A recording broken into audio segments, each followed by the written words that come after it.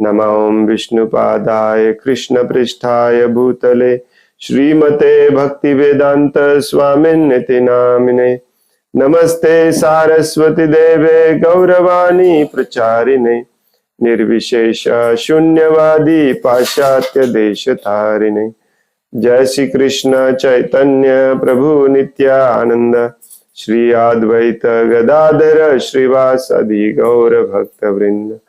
हरे कृष्ण कृष्ण कृष्ण हरे हरे, हरे राम राम राम हरे हरे। मुखं करोति वाचालं पंगुं लंघयते गिरिं यत्कृपातमहं वन्दे श्रीगुरुं दीनतारिणम्। हरे कृष्ण। श्रीमद् भागवतम स्कंद 4 अध्याय 16 पृथु महाराजांची स्तुती। श्लोक नंबर 2। नालं वयं ते महिमानुवर्णने यो देववर्यो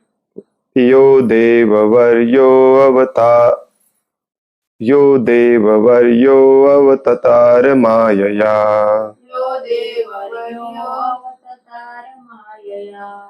वेनांगजातस्य च पौरुषाणि ते वाचस्पतीनामपि बभ्रभूर्धियः। मूर्धियः। नालं वयं ते महिमानुवर्णने यो देवर्वयो अवतार मायया वेनांगजातस्य च पौरुषाणि ते वाचस्पतीनामपि बभ्रमूर्धियः।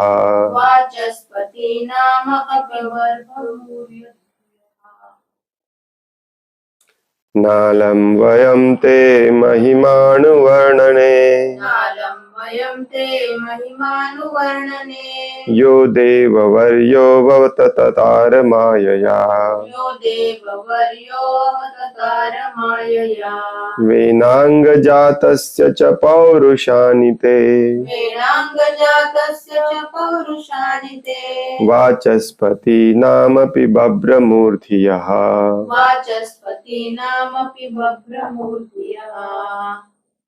नालं वयं ते महिमानुवर्णने नालं वयं ते महिमानुवर्णने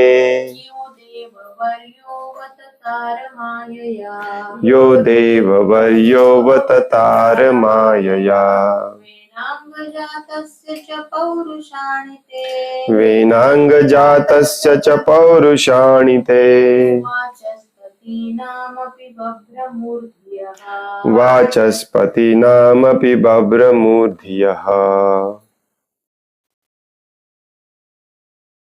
नालं वयं ते महिमानुवर्णने नालं वयं ते महिमानुवर्णने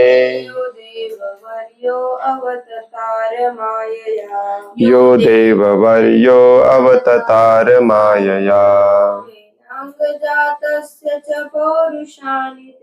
वेनांगजातस्य च पौरुषाणि ते वाचस्पतीनामपि बभ्रमूर्धियः। ना अलम समर्थ वा शक्य नाही, वयम आम्ही, ते तुमचा, महिमा अनुवर्णने वर्णन करणे, यह तुम्ही जे देव पुरुषोत्तम भगवंत वर्यः प्रमुख अवतार अवतरित झाला आहात अवतरित झाला आहात मायया मायया आपल्या अंतरंगा शक्तीने आपल्या अंतरंग शक्तीने अथवा अहेतुकी कृपेने. अथवा अहैतुकी कृपेने. हरे कृष्ण. गुगल मीट वरती ऐकू येते का?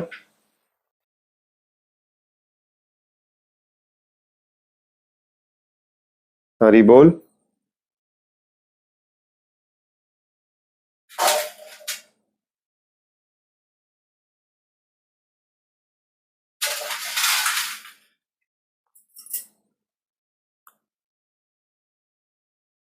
हरे कृष्ण. गुगल मीट वरती ऐकू येतं का? येतो प्रभूजी. कृष्णा. वेन अंग वेनांग वेनाच्या शरीरापासून वेणाच्या शरीरापासून जातस्य जातस्य जे आविर्भूत झाले आहेत. जे आविर्भूत झाले आहे च च आणि आणि पौरुषाणी पौरुषाणी गौरवशाली कार्य गौरवशाली कार्य ते ते तुमच्या तुमच्या वाचः पतीनां वाचनापतीना महान वक्ते महान वक्ते अपि जरी जरी बभ्रमुः ब्रह्मो भ्रमित होतात. भ्रमित होतात. धीयः धियः मने. भाषांतर आहे. स्तुती पाठक पुढे म्हणाले, स्तुती पाठक पुढे म्हणाले, हे राजन, हे राजन तुम्ही पुरुषोत्तम भगवान श्री विष्णूंचे तुम्ही पुरुषोत्तम भगवान श्री विष्णूंचे प्रत्यक्ष अवतार आहात प्रत्यक्ष अवतार आहात आणि त्यांच्या अहेतुकी कृपेनेच आणि त्यांच्या अहेतुकी कृपेनेच या अवनी तलावर आविर्भूत झाला आहात. या अवनी तलावर आविर्भूत झाला आहात. म्हणून तुमच्या अलौकिक म्हणून तुमच्या अलौकिक उदात्त गुणांचे उदात्त गुणांचे खऱ्या अर्थाने स्तुतिगान करणे खऱ्या अर्थाने स्तुतिगान करणे आम्हास शक्य नाही. आम्हास शक्य नाही. वेन राजाच्या शरीरापासून वेण राजाच्या शरीरापासून जरी तुम्ही प्रकट झालेला आहात जरी तुम्ही प्रकट झालेला आहात तरी ब्रह्मदेव आणि अन्य देव यासारख्या तरी ब्रह्मदेव आणि अन्य देव यासारख्या श्रेष्ठ वक्त्यांनाही तुमच्या श्रेष्ठ वक्त्यांनाही तुमच्या गौरवशाली कार्यांचे गौरवशाली कार्यांचे अचूक आणि पूर्णपणे वर्णन करणे अचूक आणि पूर्णपणे वर्णन करणे शक्य होणार नाही. शक्य होणार नाही. स्तुती पाठक आता स्तुती करायला सुरू करतात. त्यातला हा पहिला श्लोक आहे. हे राजन, तुम्ही पुरुषोत्तम भगवान श्री विष्णूंचे प्रत्यक्ष अवतार आहात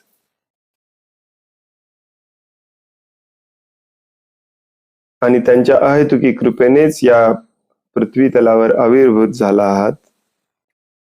म्हणून तुमच्या अलौकिक उदात्त गुणांचे खऱ्या अर्थाने स्तुतिगान करणे आम्हास शक्य नाही. वेन राजाच्या शरीरापासून जरी तुम्ही प्रकट झालेला आहात तरी ब्रह्मदेव आणि अन्य देव यासारख्या श्रेष्ठ वक्त्यांनाही तुमच्या गौरवशाली कार्यांचे अचूक आणि परिपूर्ण वर्णन करणे शक्य होणार नाही.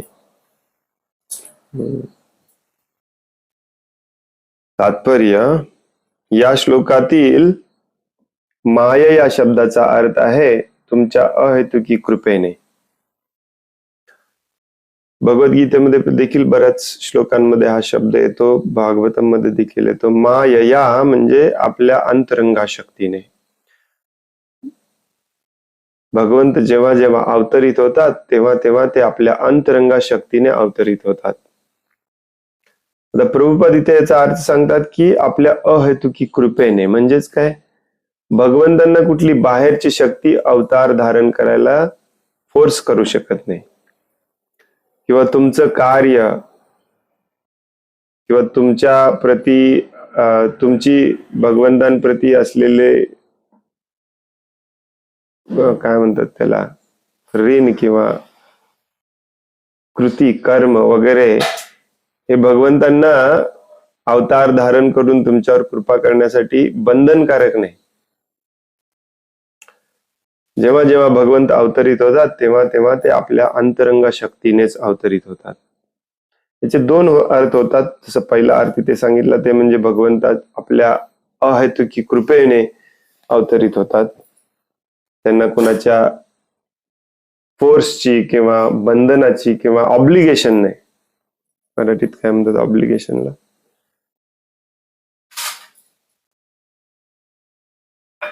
बंधनकारक.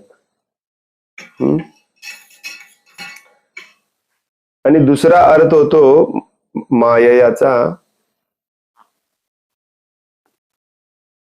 भगवंत आपल्या अंतरंगा शक्तीने अवतरित होतात. त्यामुळे ते इथे या भौतिक जगामध्ये जिथे बहिरंगा शक्तीचा भगवंतांचा प्रभाव आहे, तिथे भगवंत आपल्या अंतरंगा शक्तीमध्येच राहतात. ते बहिरंगा शक्तीच्या प्रभावाखाली कधीच येत नाही. आत्ममायया, कधी कधी हा शब्द वापरला जातो. आत्ममायया म्हणजे स्वतःच्या अंतरंगा शक्तीने. मायावादी तत्वज्ञानी लोक माया या शब्दाचा अर्थ भ्रम किंवा मिथ्या अस्तित्व असा स्पष्ट करतात. योग माया आणि महामाया अशा दोन प्रकारच्या माया आहेत. महामाया हे योग मायेचे विस्तारित रूप आहे आणि या दोन्ही माया म्हणजे भगवंतांच्या अंतरंग शक्तीच्या विभिन्न अभिव्यक्ती आहेत. या महामाया देखील जनरली आपण तिला कनिष्ठ किंवा प्रत्येक गोष्टीचं कारण आपण सांगतो माया.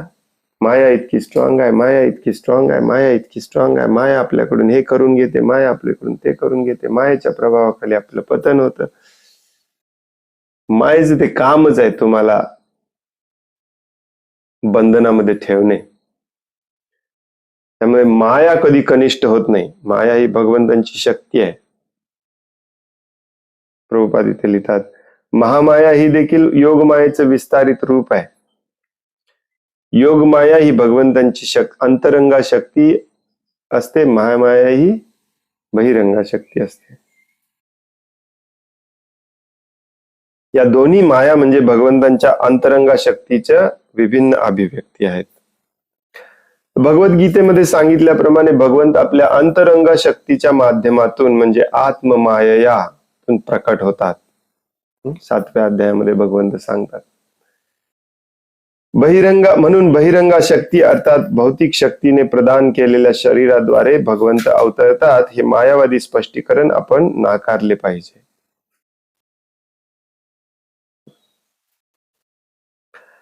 भगवंत स्पष्टपणे म्हणतात, ऍक्च्युली मायावादी लोक जे असतात ना, ते जरी या भौतिक जगाचा प्रकृतीचा दुःखमयी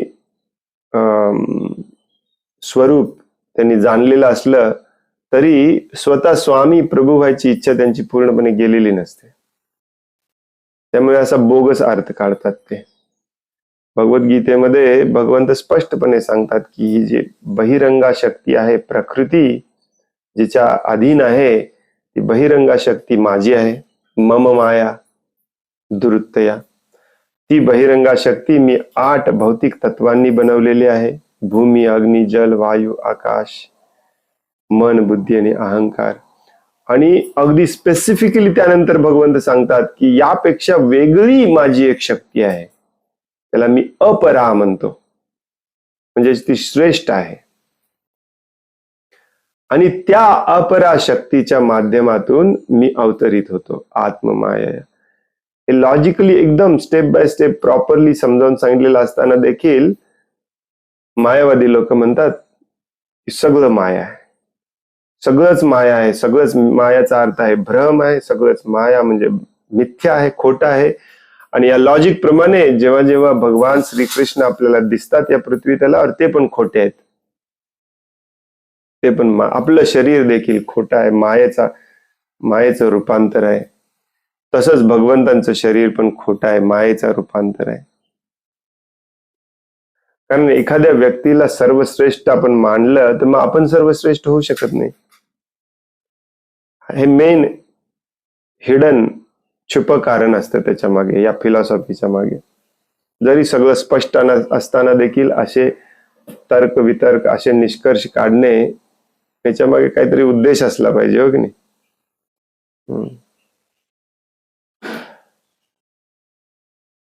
प्रभुपाद इथे म्हणून लिहितात की म्हणून बहिरंगा शक्ती अथवा भौतिक शक्तीने प्रदान केलेल्या शरीराद्वारे भगवंत अवतरतात, हे मायावादी स्पष्टीकरण आपण नाकारले पाहिजे.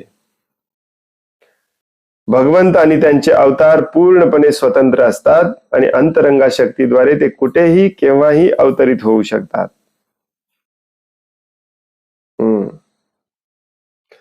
पृथु महाराज जरी राजा वेनाच्या तथाकथित मृत शरीरापासून जन्मले होते, तरी ते भगवंतांच्या अंतरंगा शक्तीद्वारे प्रकट झालेले भगवत अवतार होते. भगवंत कोणत्याही कुळामध्ये वा योनीमध्ये प्रकट होऊ शकतात. कधी ते मत्स्य अवतार तर कधी वराह अवतार म्हणून प्रकट होतात. अशा प्रकारे ते आपल्या अंतरंगा शक्तीद्वारे कुठेही प्रकट होण्यास पूर्णपणे स्वतंत्र आणि मुक्त आहेत. कोणीही त्यांना फोर्स करू शकत नाही.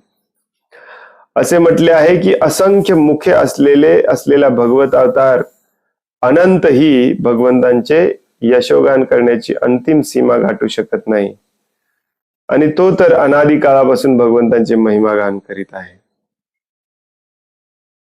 असे असताना ब्रह्मदेव, शिवजी, इतर देवतांविषयी काय सांगावे? हे स्तुतीपाठक इथे म्हणतात की ब्रह्मदेव आणि या देवी देवतांसारखे अनेक श्रेष्ठ वक्ते देखील तुमचं गौरव पूर्णपणे आणि अचूकपणे वर्णन करू शकत नाहीत, इतके तुम्ही अनंत आहात. नमो देव दामोदर अनंत विष्णू, रोज म्हणतो आपण, हो की?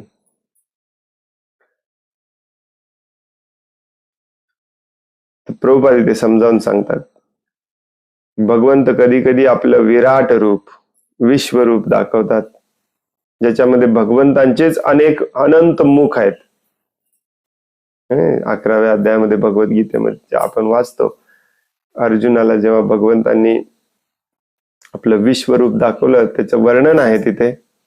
त्यांना अनंत मुख होते, अनंत हात होते, अनंत पाय होते.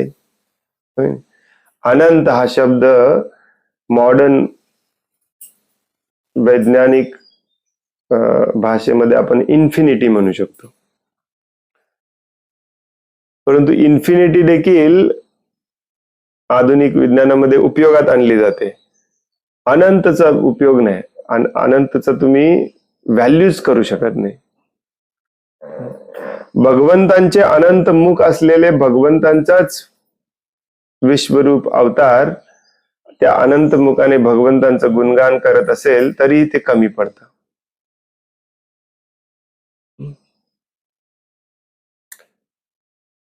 कारण भगवंत सर्व शक्तिमान आहेत. मग सर्व शक्तिमान व्यक्ती संपेल कसा?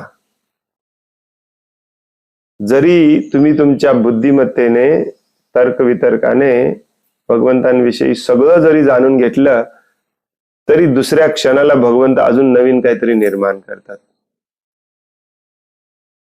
त्यामुळे कम्प्लिटली, पूर्णपणे आणि अचूकपणे भगवंतांना जाणणे, भगवंतांचं वर्णन करणे कोणालाच शक्य नाही.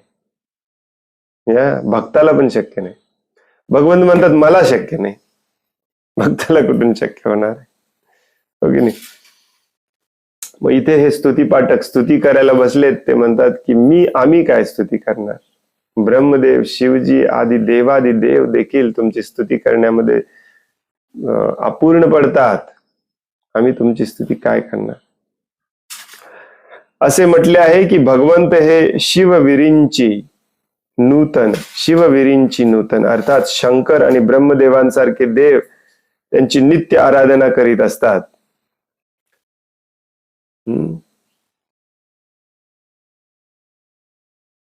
पार्वती माता जेव्हा एकदा विचारते शिवजींना, तेव्हा शिवजी सांगतात, हो की नाही, आराधनाम सर्वेशाम विष्णुर आराधना परम. नित्य आराधना करत असतात शिवजी, ब्रह्माजी. त्यांचं जीवनच ते आहे, म्हणूनच तर ते देवी देवता झालेत. म्हणूनच आपण देवी देवता होऊ शकत नाही, कारण आपल्या जीवनामध्ये आपण भगवंतांची नित्य आराधना करत नाही. कधी कधी करतो.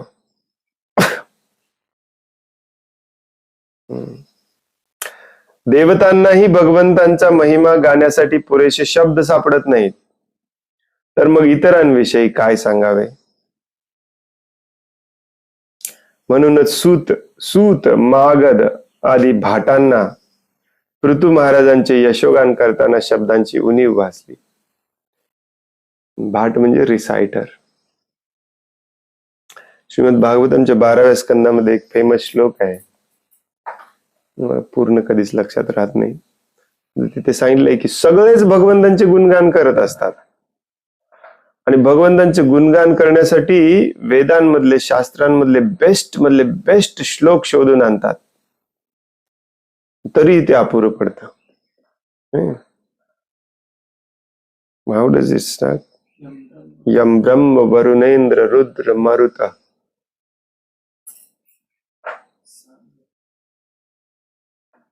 स्तुन्वन्ति गायेस्तवे. खूप सुंदर श्लोक आहे. थांबा मी शोधूनच काढतो. वेदे सांग पदक्रम उपनिषदा गायन्तियम सामगा.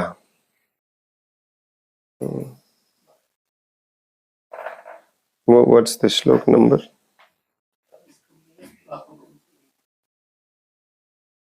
I thought you found it. यम ब्रह्म वरुणेंद्र रुद्र मारुता.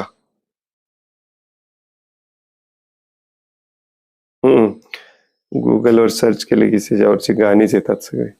12, 13, 1.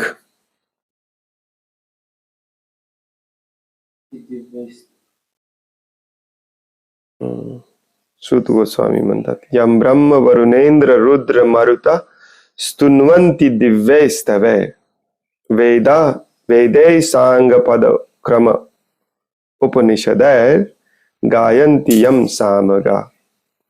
ध्यानावसिस्थ, हे महत्वाचं आहे. ध्यानावस्थित तद्गतेन मनसा पश्यन्ति यम योगिनो यस्यन्तं न विदु सुरासुरगण देवाय तस्मै नमः.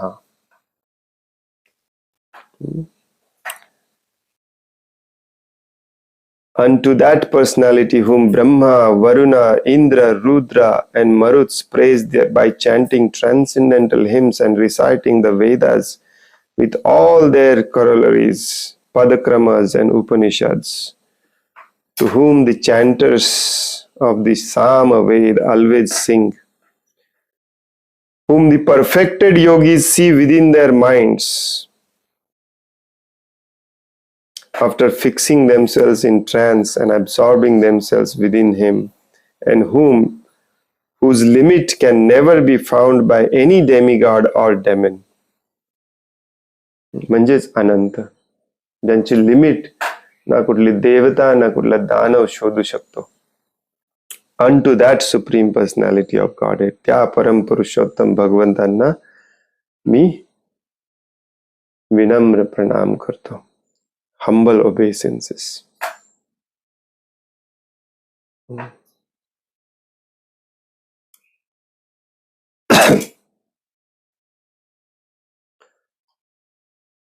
मग हे सूत मागध आणि हे प्रकारचे हे जे प्रोफेशनल स्तुती करणारे स्तुती पाठक आहेत, ते प्रोफेशनल स्तुती पाठक तेव्हाच झाले जेव्हा त्यांच्यामध्ये विनम्रता आली. विनम्रतेने हे मान्य पण करतात की देवी देवता शिवजी ब्रह्माजी तुमची स्तुती करण्यामध्ये थकतात, आम्ही काय स्तुती करणार तुमची.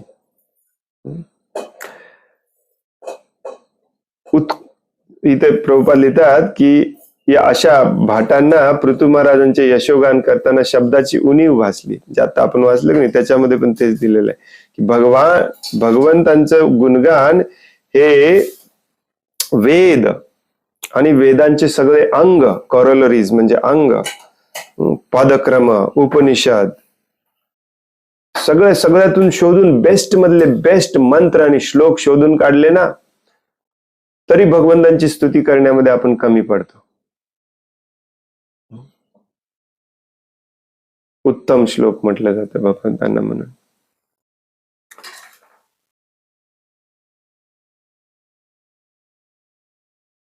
कारण कसं समजावून सांगणं खूप कठीण जातं. जसं आपण आता आता हे दामोदर लीला वाचतोय, दामोदर अष्टकम म्हणतोय, किती विचित्र, ऐकायला पण किती विचित्र वाटतंय बघा. कोण या संपूर्ण पृथ्वीवरती बरेचसे धर्म निर्माण झाले, त्या धर्माचे ग्रंथ निर्माण झाले, परंतु कुठल्याही धर्मग्रंथामध्ये तुम्हाला असं वर्णन सापडणार नाही भगवंतांचं जसं भागवतम भगवद्गीतेमध्ये आहे.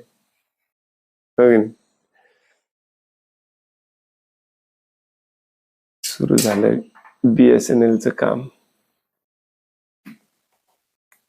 ऐकू येते का? हरे कृष्ण. हरे कृष्ण ऐकू येते. ओके.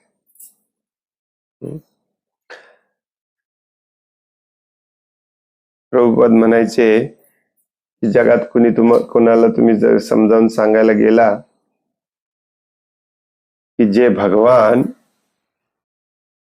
कुठे दिसत नाहीत, कोणाला त्यांची प्रचिती येत नाही, तरी आपल्या सर्वांना सत्व, रज आणि तमोगुण या काय म्हणायचं त्याला, न दिसणाऱ्या साखळ्यांनी, अदृश्य अशा साखळ्यांनी सर्व जीवांना बांधून ठेवले. सूर्य, चंद्र, इंद्र, ब्रह्मा, शिवजी सगळ्यांना ते कंट्रोल करतात, आदेश देतात. त्यांच्या आदेशा उपदेशाप्रमाणे संपूर्ण जगत कार्यरत आहे. ते एका जीवाकडून स्वतःला बांधून घेतात.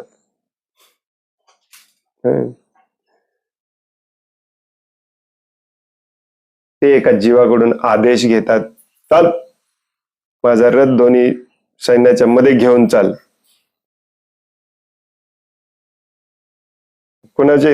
कोणामध्ये हिंमत होईल अशी त्या भगवंतांना आदेश द्यायची. आणि गोपीन जर बघितलं, आपले जे आचार्य आहेत रूप सनातन गोस्वामी, हे जेव्हा एकदम भाव विभोर होऊन भगवंतांचं वर्णन करतात, तेव्हा हे असलेच वर्णन करतात. एक 16 वर्षाचा मुलगा, ना अंगात कपडे व्यवस्थित घातलेत, ना पायात चप्पल घातलेत, गोपींच्या मागे फिरतो मस्ती करत. हा आमचा देव आहे, हा आमचा भगवान आहे. खूप अवघड आहे. नमो देव दामोदर अनंत विष्णू, प्रसिद्ध प्रभो दुःख जालाब्धी माग्नम, कृपा दृष्टी वृषाती दीनांबतानु गृहानेश मामाज्ञाम इद्याक्ष. कुठून आणायचे शब्द मग याला वर्णन करायला, याचं वर्णन करायला, हो की नाही? आणि कोण शरण जाणार नाही अशा भगवंतांना, जो आपल्या लीला करून फक्त आपल्या भक्तांना आनंद द्यायचं काम करत असतो. आनंद कुंड. व्हॉट इज दॅट श्लोक? इति दीक्ष्व लीलाभीर आनंद कुंडे. काही गरज नाहीये करायची, फक्त आपल्या भक्तांना आनंद द्यायचं, एवढंच काम असतं भगवंतांचं. तुम्हाला भीती वाटते, सगळं सोडून भगवंतांना शरण गेलं तर माझा आनंद कुठून मिळणार, आपल्याला भीती वाटते. अरे भगवंतांचं कामच आहे आपल्या भक्तांना फक्त आनंद देणे, आणि अनगिनित असीमित आनंद देणे. आनंद कुंड. काय कशाला घाबरता तुम्ही भगवंतांना शरण जायला, हो की? आता बघा किती विचित्र अवस्था आहे. शिव विरिंची नूतम, भगवान शिवजी, ब्रह्मदेव, यम ब्रह्म, वरुणेंद्र, रुद्र, मरुत, हे सगळे भगवंतांची स्तुती करतायत. आणि स्तुती करण्यासाठी वेदांमधले आणि वेदांचे जेवढे काही वेदांचे प्रकार आहेत, उपनिषद आहेत, उपवेद आहेत, शास्त्र आहेत, त्या सगळ्यातून बेस्ट मधले बेस्ट श्लोक शोधून काढलेत यांनी भगवंतांची स्तुती करायला.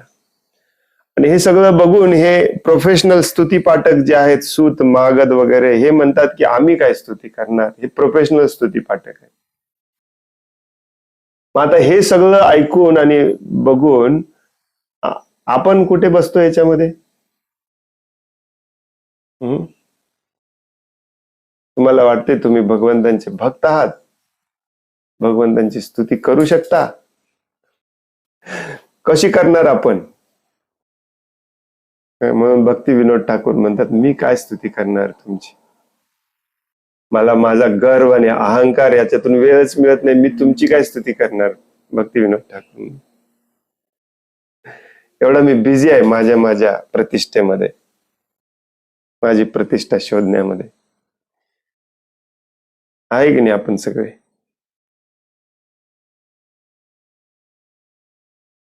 वेळ नाही आपल्याकडे बिलकुल, तरी आपण वेळ शोधून काढतो स्वतःची प्रतिष्ठा, स्वतःचं गुणगान, स्वतःचं कीर्तन जगभर पसरवण्यासाठी. भगवंतांची स्तुती करायला, भगवंतांचं कीर्तन करायला या म्हटलं तर आपल्याकडे वेळ नाही, बिलकुल वेळ नाही. अशी अवस्था आहे आपली. किती विनम्र आहेत बघा. हे प्रोफेशनल स्तुती पाठक आहेत, पैसे घेऊन स्तुती करतात, तरी पण त्यांची विनम्रता बघा किती आहे. ते म्हणतात की आमच्याकडे शब्दच नाहीत तुमची स्तुती करायला. उत्कृष्ट श्लोकांच्या माध्यमातून भगवंतांची स्तुती केल्याने मनुष्याचे शुद्धीकरण होते. अजून ज्याला पटलं नसेल तो विचार करत असेल, काय स्तुती करायची प्रभूजी भगवंतांची?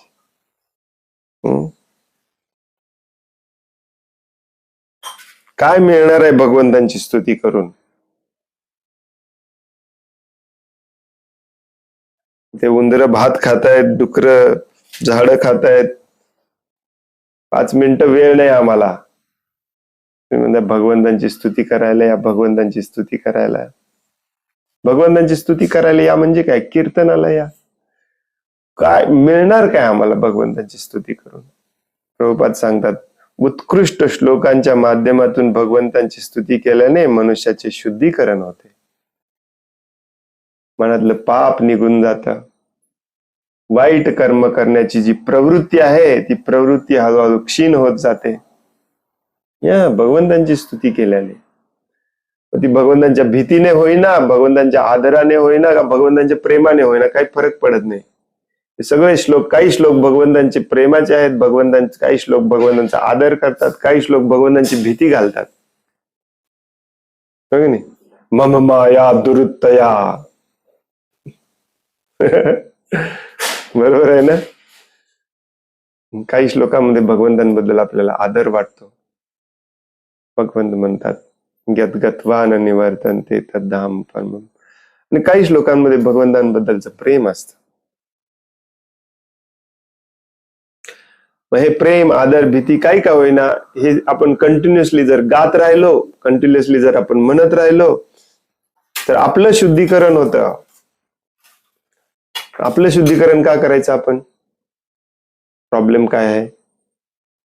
मी आता आहे तसा राक्षसी प्रवृत्तीचा चांगलाच आहे ना, दुसऱ्याचं लुटून मला आनंद मिळतो. चांगलं खायला प्यायला मिळतं, चांगले कपडे मिळतात, चांगल्या गाड्या मिळतात. तुम्ही म्हणता बरोबर आहे, दुसऱ्याचं शोषण करू नका, परंतु दुसऱ्याचं शोषण केल्याशिवाय मी इथे सुखी राहूच शकत नाही. हा भ्रम आहे आपला सगळ्यात मोठा. कारण जेवढं दुसऱ्याचं शोषण करणार तेवढी प्रकृती आपल्याला दंड देणार. या जन्मातच, आता इथून पुढे या जन्मातच दंड आहे, लक्षात ठेवा. या जन्मातच दंड आहे. जे 30-40 गेलेत त्यांना ऑलरेडी कळायला लागलेलं आहे, या जन्मातच दंड मिळणार आहे आपल्याला. हातपाय हलत नाहीत, आर्थरायटिस झालाय, शुगर आहे, बीपी आहे, कॅन्सर आहे, खायला मिळत नाही, प्यायला मिळत नाही, धडपडावं लागतं. आनंद तिथेच आहे जिथे प्रेम आहे. शोषणामध्ये आनंद नसतो. शोषणातला आनंद हा आसुरी आनंद असतो, आणि आसुरी आनंद त्याला लिमिट असते.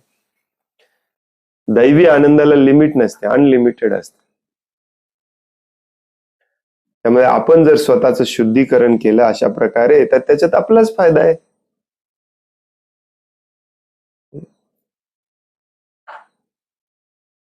म्हणून आपण भगवंतांची सदैव स्तुती केली पाहिजे. कीर्तनीय सदाहरी. परंतु सदैव स्तुती करायचं असेल तर स्वतःचा मान अपमान सोडून द्यायला पाहिजे.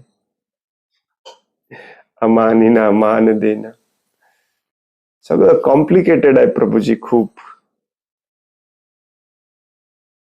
तुम्ही म्हणता काही बंधन नाही, काही नियम नाही, परत म्हणता स्वतःचा अहंकार सोडून द्यायला पाहिजे, मान अपमान सोडून द्यायला पाहिजे. मग हे बंधन नाही का? हे तुमचं शुद्धीकरण आहे, बंधन थोडीच आहे. हे जोपर्यंत जात नाही तोपर्यंत आनंदी तुम्ही होऊच शकत नाही. तोपर्यंत तुम्ही तोपर्यंत कसं आहे बघा, तोपर्यंत तुम्ही भगवंतांची स्तुती कीर्तन करूच शकत नाही. चैतन्य महाप्रभू म्हणतात, अमानिना मान देणं कीर्तनीय सदाहरी. परंतु त्या स्टेजला यायची प्रोसेस पण आहे कीर्तनीय सदाहरी. कीर्तन करत राहा, मग हळूहळू तुम्ही त्या स्टेजला याल, शुद्ध व्हाल. म्हणूनच बऱ्याचदा आपल्याला हे सांगितलं जातं, हे थोडं समजायला कठीण जातं, परंतु हेच सत्य आहे. साधना आणि साध्य दोन्ही सेमच आहेत. कीर्तन करायचं भगवंतांचं ही साधना आहे, आणि ते कीर्तन करून मिळवायचं काय आहे? कीर्तनीय सदाहरी. साध्य पण तेच आहे.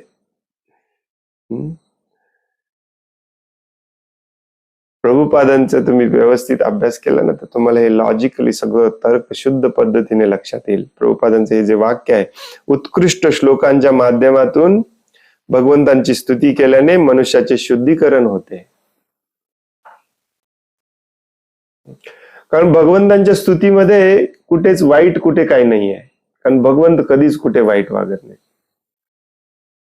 प्रेम म्हणजे काय असतं? दया, करुणा, मैत्री, याचं परफेक्ट उदाहरण आहेत भगवंत.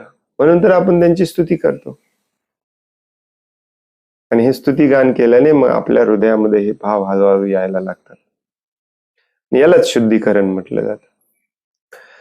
भगवंतांची योग्य पद्धतीने स्तुती करणे जरी आपल्याला अशक्य असले तरी स्वतःच्या शुद्धीकरणासाठी तसा प्रयत्न करणे हे आपले अत्यावश्यक कर्तव्य आहे. म्हणजेच मगाशी मी सांगत होतो, गोल आहे भगवंतांची स्तुती करणे कायमचं शुद्ध. परंतु ते आपल्याला जरी जमत नसलं तरी तसा प्रयत्न करणे हे आपलं कर्तव्य आहे. हीच प्रोसेस आहे, हीच प्रक्रिया आहे.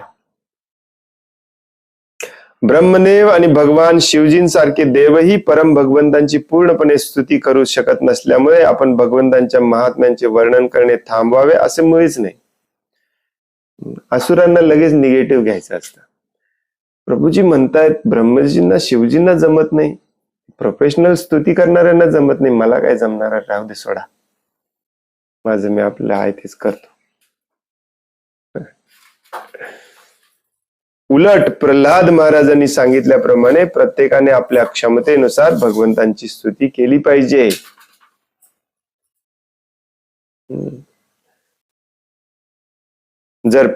आपण जर प्रामाणिक आणि गंभीर भक्त असलो तर भगवंत योग्य शब्दात स्तुती रचण्याची बुद्धी आपल्याला प्रदान करतील. जसं ध्रुव महाराजांच्या केसमध्ये पण आपण बघितलं. ध्रुव महाराजांच्या समोर जेव्हा भगवंत आले तेव्हा ध्रुव महाराजांना समजतच नव्हतं काय बोलायचं. भगवंतांनी ध्रुव महाराजांच्या डोक्याला हात लावला. भगवंतांच्या तोंडातून ध्रुव महाराजांच्या तोंडातून भगवंतांची स्तुती आपोआप बाहेर यायला लागली. भगवंतांनी ती ताकद पण दिली, ती कला पण दिली, सगळं दिलं.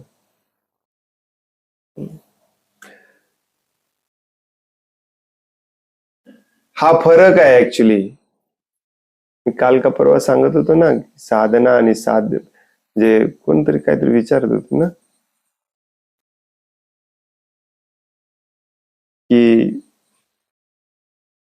भक्तिमय सेवा केल्याने भगवंतांची प्राप्ती होणाऱ्याची काही गॅरंटी नाही, परंतु ही प्रक्रिया ही करत राहिली पाहिजे आपण. भौतिक जगामध्ये तुम्ही एखादी प्रक्रिया जेव्हा करता तेव्हा त्याचा रिझल्ट गॅरंटीड असतो. मी परवा सांगत होतो, एखादं खाद्यपदार्थ बनवण्याची रेसिपी घेऊन आलो आपण वगैरे. मग भक्तीमध्ये हे आपण आहे तसं स्टेप बाय स्टेप केलं तर त्याची गॅरंटी का नाही? कारण भक्ती ही पूर्णपणे भावनेवरती आणि भगवंतांच्या कृपेवर अवलंबून असते. त्यामुळे भक्तीमध्ये ही प्रोसेस करत असताना भगवंतांची स्तुती करणे म्हणजेच भगवंतांची कृपा याचना करणे, प्रार्थना करणे कंटिन्युअसली, हेच करत असतो आपण. प्रभूजी तुम्ही तर म्हणता भगवंत अहेतुकी कृपा करतात, कुठलाही हेतू न ठेवता. मग किती वर्ष झालं मी भगवंतांची कृपा याचना करते, माझ्यावरती मात्र काही कृपा करत नाहीत. भगवंत कपटी पापी लोकांवरती कधीच कृपा करत नाहीत. हा, तुम्हाला भौतिक आसक्ती असली तरी चालते, परंतु कपट पाप नसला पाहिजे मनामध्ये. मग ती जी भौतिक आसक्ती आहे ती भगवंत आपल्यावरती कृपा करून थोडी थोडी थोडी थोडी हळूहळू काढून टाकतात. परंतु ज्याच्या मनामध्ये कपट आहे, पाप आहे, जो दुसऱ्यांचे शोषण करण्यामध्ये बिझी आहे, त्याच्यावर भगवंत कधीच कृपा करत नाही. स्ट्रिक्ट नियम आहे.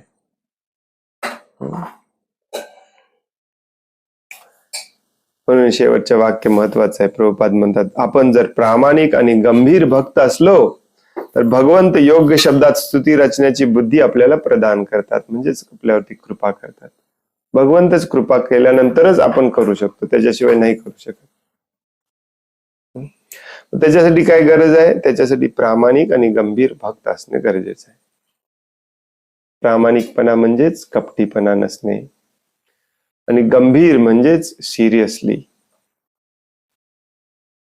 घेतलं पाहिजे. टाइमपास म्हणून साइड जॉब मधून घ्यायचं नाही. मॅक्झिमम भक्तांचं ह्याच प्रॉब्लेम आहे. भक्ती हे आपल्यासाठी साइड गिग, प्रभुपाद म्हणायचे, साइड जॉब आहे आपल्यासाठी, पार्ट टाइम, एक्स्ट्रा इन्कम म्हणून ठेवून चालत नाही. सिरियसली घ्यायला पाहिजे. फुल टाइम हे असलं पाहिजे. पार्ट टाइम मग दुसरा असेल तर भगवंत हळूहळू त्यातून आपल्याला मुक्त करतात. परंतु मॅक्झिमम लोकांनी यालाच पार्ट टाइम केलेलं आहे आणि आपल्या भौतिक आसक्तीला, इंद्रिय तृप्तीला प्राथमिकता दिलेली आहे. मग कसं होणार? गंभीरता भगवंत तुमची चाचपून बघतात, टेस्ट घेऊन बघतात, परीक्षा घेऊन बघतात.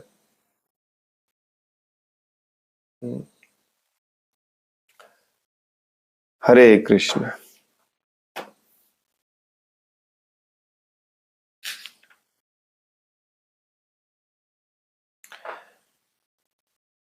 कोणाला काही प्रश्न आहे, काही सांगायचं आहे? हरे कृष्ण. हरे कृष्ण. दंडवत प्रणाम. जसं आता म्हटलं की आपण आपल्या स्तुती करण्यातच ते आपण कसं ओळखायचं की आपण आपली स्तुती करतोय आणि ते आपण कसं थांबवता येईल? भगवंतांच्या स्तुतीत आपण कसं आपल्याला बघून घेता येईल? आपली स्तुती कसं ओळखायचं आणि कसं थांबवायचं? ओळखणं खूप कठीण असतं ऍक्च्युली, कारण याच्यावरती प्रभाव आपल्या अहंकाराचा असतो.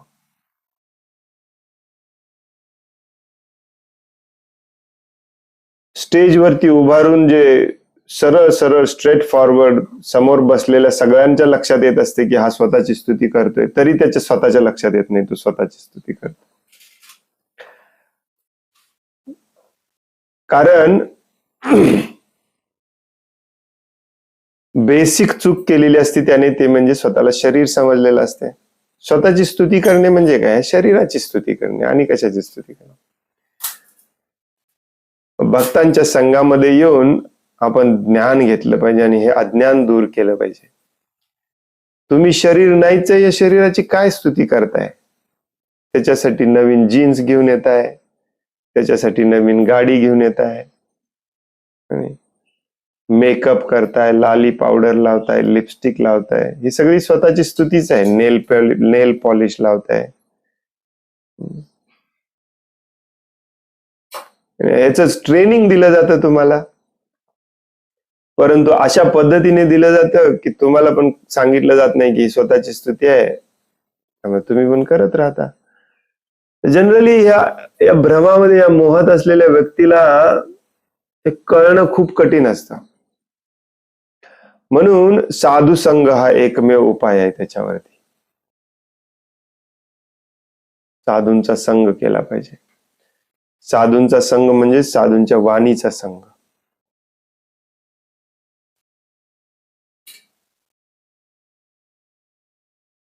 जसं भक्ती सिद्धांत सरस्वती ठाकूर म्हणतात, प्रतिष्ठाच्या आहारे नीरज निर्धारे.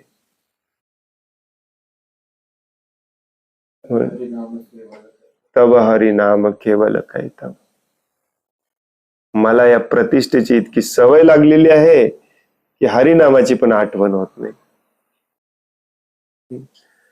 आणि प्रतिष्ठा कुठून येते? प्रतिष्ठाचं मूळ असतं शरीर. शरीर, स्वतःला शरीर समजणे. दुःखाचं पण मूळ आहे शरीर. त्यामुळे दुःखाचं कारण आहे आपली प्रतिष्ठेची इच्छा.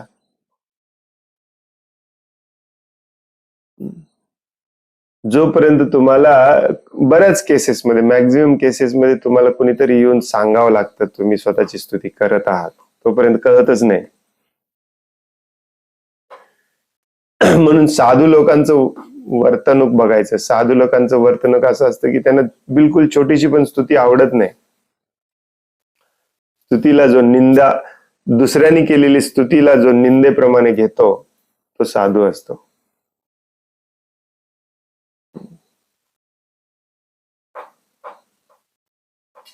म्हणून साधूंचा संघ लोकांना आवडत नाही. साधूंचा संघ केला, आता कलियुगामध्ये जसा जसा आपण पुढे जाऊ तसं आपण हे पाहू शकतो की लोकांना साधूंपासून अवर्जन आहे. Some kind of aversion.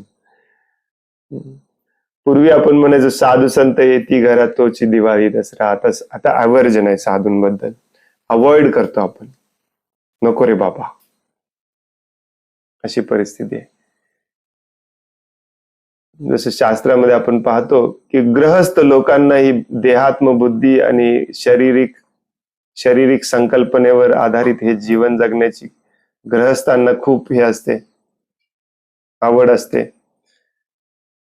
गृहस्थ म्हणजे काय? हे शरीरापर्यंत थांबत नाही, शरीराशी सगळं जोडलेलं पण माझं म्हणायला लागतो, त्याला गृहस्थ म्हणायचं.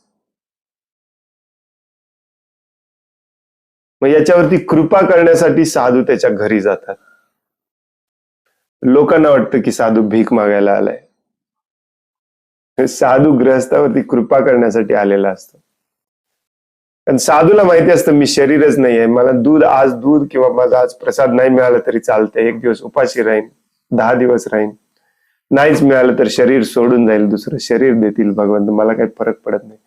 परंतु या जगाच्या कल्याणासाठी तो प्रत्येकाच्या घरी जात असतो भिक्षा मागण्यासाठी. आणि मग 4 शब्द सांगून येतो त्यांना.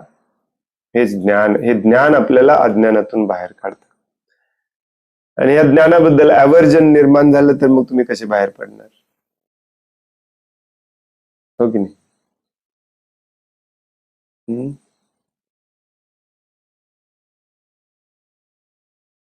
काल मी एक लेक्चर ऐकता एक श्लोक परत ऐकला. मी सांगत होतो यांना की रोज श्रवण केलं पाहिजे आपण. रोज. मला सगळं येतंय म्हटलं ना की मग संपलं सगळं. नवीन नवीन रोज ज्ञान मिळतं आपल्याला. रोज नवीन ज्ञान मिळतं.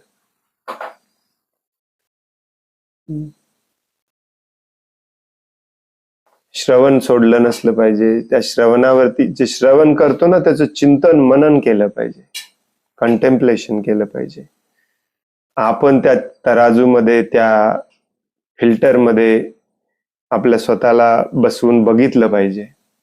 लोक ह्या गोष्टी करत नाहीत, चर्चा करत नाहीत, ह्या गोष्टी करत नाहीत. मग स्वतःची प्रशंसा करण्यापासून ते कधीच थांबणार नाहीत. काही लोकांना असं वाटतं की आपण बदलूच शकत नाही. 100% बदलू शकतो आपण. ऍक्च्युली 100% बदलू शकतो. कित्येक उदाहरणं आहेत ऍक्च्युली. ॲरोगंट होते परंतु आता भक्तीमध्ये आल्यामुळे विनम्र झाले. भगवंतांची त्यांच्यावर कृपा झाली.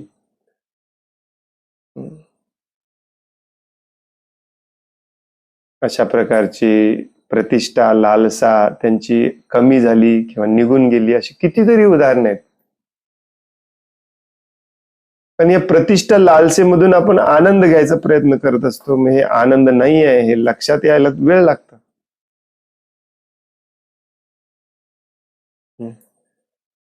जे वाचन श्रवण करतो त्याचं आपण तंतोतंतपणे पालन करायला लागलो की मग ते होणार.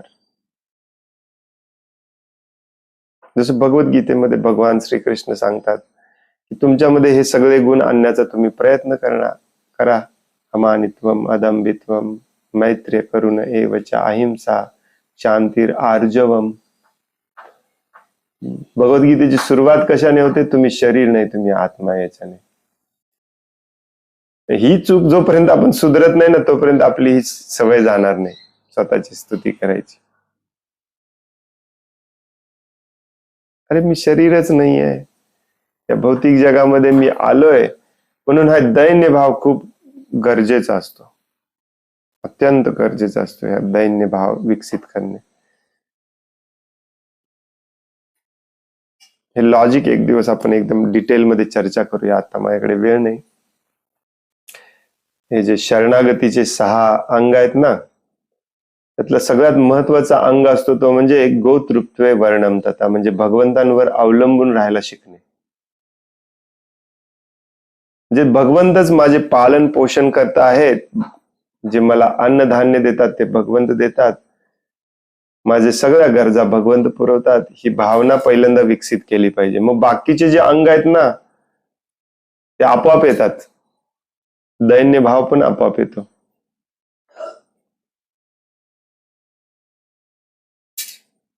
नॉर्मल जगामध्ये देखील बघा, एखादा मोठा मालक असेल आणि त्याचा एखादा नोकर असेल, चाकर असेल त्या घरातला, त्याच्या मनामध्ये जर ही भावना असेल की या मालकामुळे माझं जीवन चाललेलं आहे, तर तो सदैव मालकाची स्तुती करतो, मालकाचं काम करतो, मालकाला शरण जातो, मालकासमोर सदैव दैन्य भावनेमध्ये असतो, तुमच्यामुळे माझं आयुष्य चाललेलं आहे. ही भावनाच नाही आहे आपल्यामध्ये.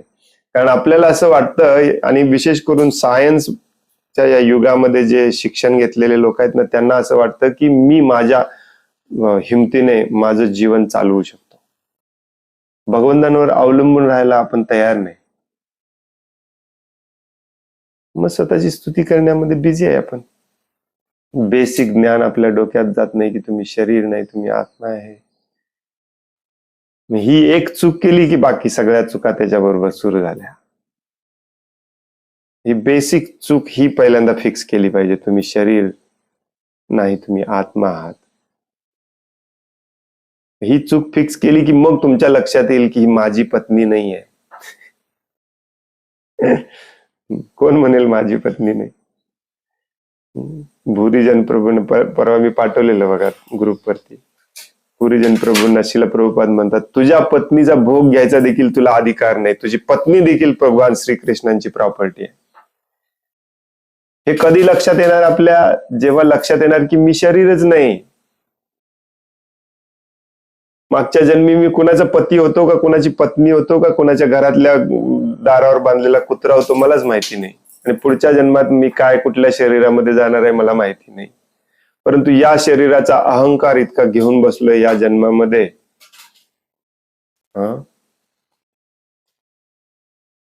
आणि मग या शरीराशी संबंधित माझं माझं माझं करत बसलोय. माझा पेन, माझं पेन्सिल, हो की नाही? साधू लोक देखील माझं माझं करतात. माझा ड्रेस, माझी कमंडलू, माझा लॅपटॉप, माझा फोन. शास्त्रामध्ये एवढं पण सांगितलेलं आहे की याच्यासाठी बघा, गुरुकुल शिक्षण पद्धती एवढी बेस्ट होती. गुरुकुल शिक्षण पद्धती म्हणजेच हे सगळं त्यांना ट्रेनिंग दिलं जायचं अगदी लहानपणीच हे ट्रेनिंग दिलं पाहिजे. आता खूप कठीण असतं. आता जर भगवंतांच्या कृपेने तुमची सदसद विवेक बुद्धी जागृत झाली तर तुम्ही बदलू शकता, नसते तर खूप कठीण असतं. प्रौढ वयामध्ये एखादा तेव्हाच बदलू शकतो जेव्हा तो मायेच्या लाथा खातो भरपूर आणि वैतागून मग बदलतो, नसेल तर नाही बदलत. तू लहानपणी ट्रेनिंग दिलं पाहिजे. लहान मुलांना गुरुकुलमध्ये ट्रेनिंग द्यायचं की तू जिथे झोपतोस ना ती जागा पण तुझी नाहीये, त्याच्यावर पण आसक्ती तुझी नसली पाहिजे. माझी जागा, मी रोज इथे झोपतो, आज दुसराच कोणीतरी झोपलाय. तू नाही झोपत, तुझं शरीर तू इथे आडवं पाडतो फक्त. तू तू नाहीच आहेस, तू भगवंतांचा दास आहेस. ही भावना कशी विकसित करायची? याच्यासाठी साधू संघ खूप महत्वाचा असतो. लव मात्र साधू संघ सर्व सिद्धी होय. आपल्या डोळ्यासमोर उदाहरणं नाही आहेत ना सध्या, म्हणून प्रॉब्लेम आहे. आपल्या डोळ्यासमोर जर अशी उदाहरणं असती मग आपण पण फास्ट शिकलो असतो.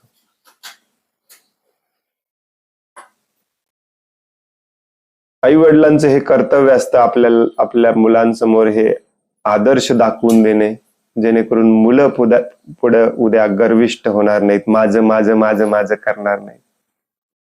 माझं घर, माझी जागा, माझा बंगला, माझी गाडी. भक्ताचं आणखीन एक लक्षण असतं औदार्य.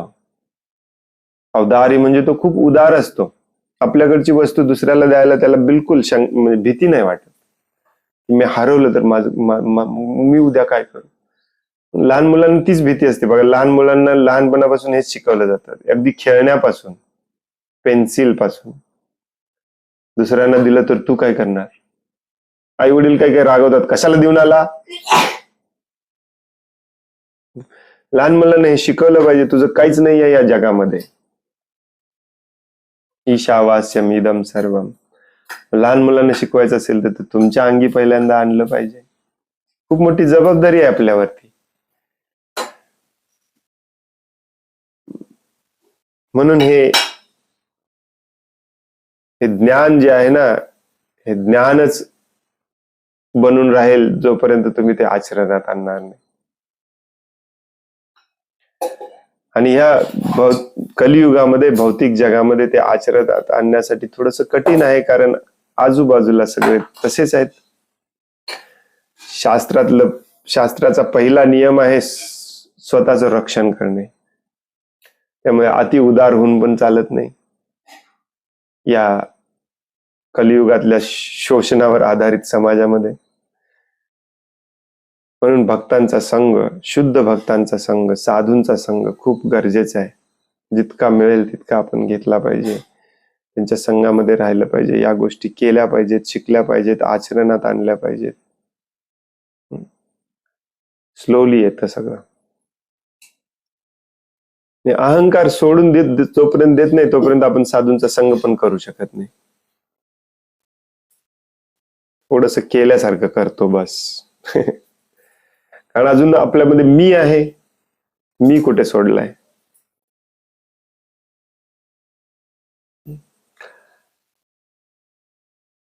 या कलियुगामध्ये साधू शोधणे खूप कठीण आहे ऍक्च्युली. करोडो मध्ये एखादं तुम्हाला भेटेल. एका ठराविक वयानंतर ना हे साधू शोधतच फिरलं पाहिजे. आपण सगळं सोडून दिलं पाहिजे. केलं पाहिजे, त्याच्याशिवाय गत्यंतर नाही. आय डोंट नो, प्रश्नाचं मी आर्टिक्युलेटली उत्तर देऊ शकत नाही. I am just blabbering. इकडचं तिकडचं मी बडबडतोय. जे काय आजपर्यंत वाचलं, समजलं. तुकाराम महाराज आपल्या ओव्यांमध्ये कंटिन्युअसली अहंकाराबद्दल बोलतात.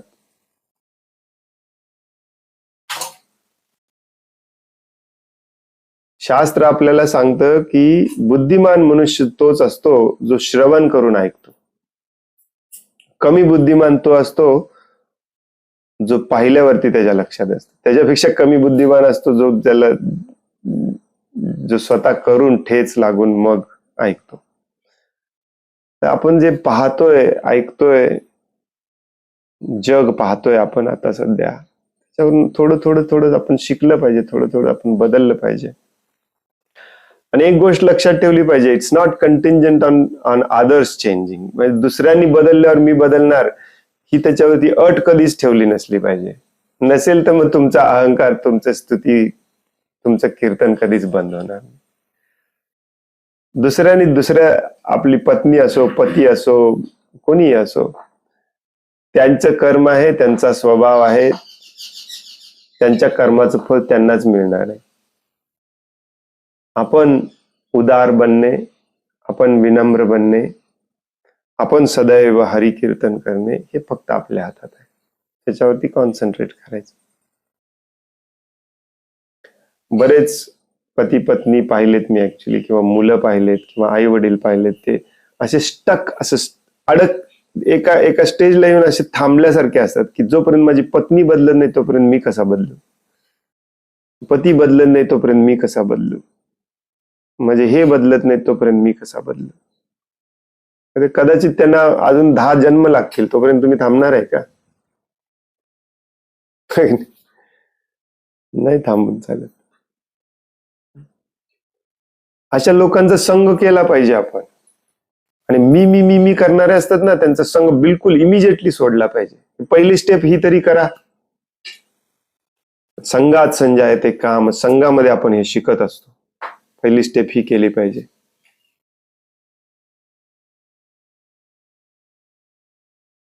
बरेच भक्तांचे मी नाव घेऊन सांगतो तुम्हाला, यांचा संग केला पाहिजे. तुमच्या मनामध्ये कधी आलं आपण यांचा संग करावा, केला पाहिजे, यांचा संग सोडला पाहिजे, हे मी नाव घेऊन कधी सांगत नाही, परंतु गुण वर्णन करून सांगतो. यांचा संग सोडला पाहिजे, त्याच सोडला पाहिजे.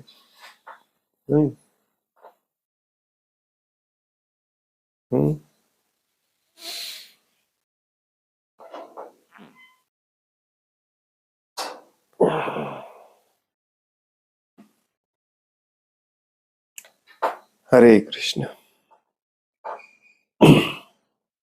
धन्यवाद प्रभू.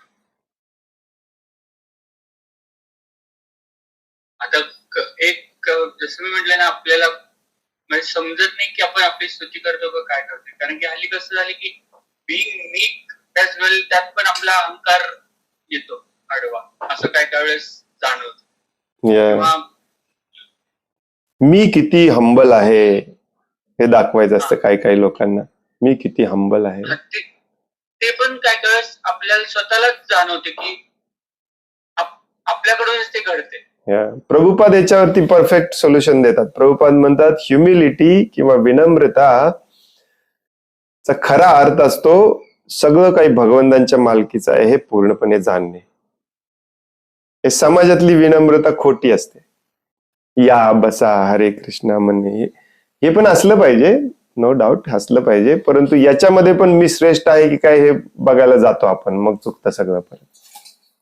म्हणून प्रभुपाद व्याख्या देतात, खरी विनम्रता म्हणजे सगळं काही भगवंतांच्या मालकीचं आहे हे जाणणे, सगळं काही भगवंतांच्या कंट्रोलमध्ये आहे हे जाणणे. पदोपदी याचं तुम्हाला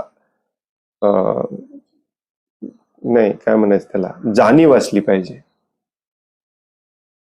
मग तुम्ही खऱ्या अर्थाने विनम्र होता. मग अशा वेळेला कुणाला मारायला लागलं तरी ती विनम्रताच असते. पण खोट्या विनम्रतामध्ये मग आपण विनाकारण जो अत्याचार करतोय ना त्याच्या समोर पण इट्स ओके म्हणून येतो. ती खोटी विनम्रता असते. अर्जुनाने ह्या सगळ्यांना मारणे ही विनम्रता होती अर्जुनाची. बेसिक रूल हा आपण लक्षात ठेवायचा की सगळं भगवंतांच्या मालकीचं आहे, सगळं भगवंतांच्या कंट्रोलमध्ये आहे. याची जाणीव मला प्रत्येक क्षणाला आहे. ती खरी विनम्रता असते. मग आपण स्वतःचं डोकं जास्त चालवायला जात नाही तिथे. मग भगवंतांच्या विरुद्ध कुणी वागत असेल तर त्याचा प्रतिकार करणे ती पण विनम्रताच असते. तुम्ही जे म्हणता ना, ती विनम्रतेमध्ये देखील स्वतःची स्तुती करायची सवय लागते जेव्हा खोटी विनम्रता आणतो आपण. हरे कृष्णा प्रभूजी वगैरे, बसा या बसा. जेव्हा एखाद्याला आपण एखादी वस्तू देतो किंवा एखाद्याला आपण मदत करतो तेव्हा देखील आपला भाव असला पाहिजे की भगवंतांनी दिलंय, मी थोडीच आहे देणारा. समोरच्यानी नाही म्हटलं तरी आपल्या मनामध्ये तो भाव असला पाहिजे, सगळं भगवंतांच्या मालकीचं आहे सगळं.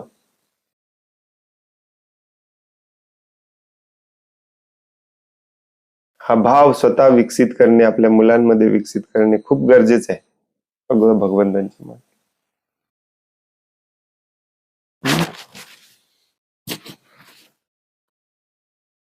हरे कृष्ण.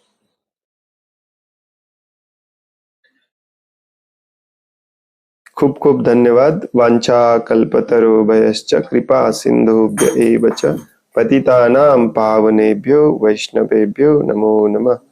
अनंत कोटि वैष्णव वृंद की जय. वैष्णव ठाकुर शिल प्रभुपाद की जय. ग्रंथराज श्रीमद् भागवतम की जय. हरे कृष्ण. धन्यवाद.